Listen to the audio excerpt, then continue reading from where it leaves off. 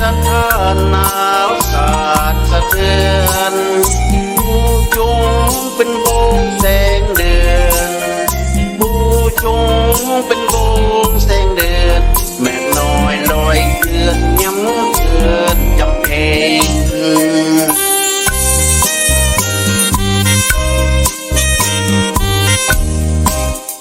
หมู่นางนักน้อยนารีลอยกลางนาทีเป็นประสิทธิ์สวยเอง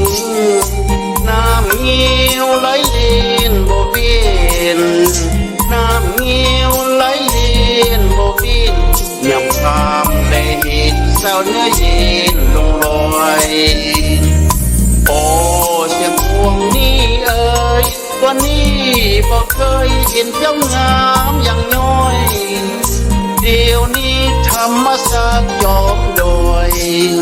เดี๋ยวนี้ธรรมศาสตร์จบโดยสาวคำนั่งคอยผู้จงบนนับประการ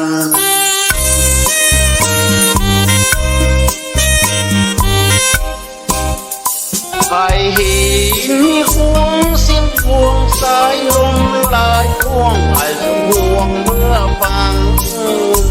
ผู้เพียงเป็นร้อนได้กัน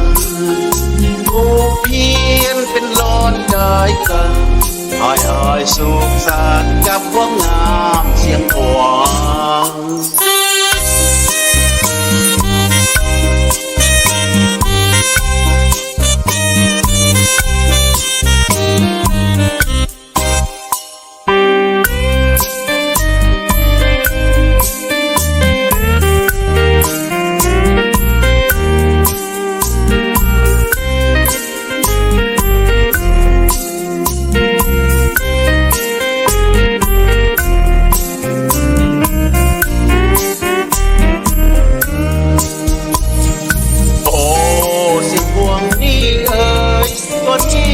บอกเคยเห็นเจ้างามอย่างน้อย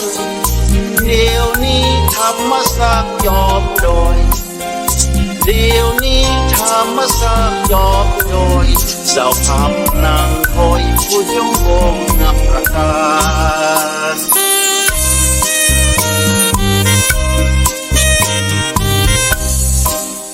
ไอ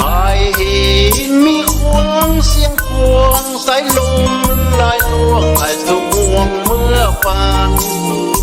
ผู้เพียนเป็นร้อนกายกัน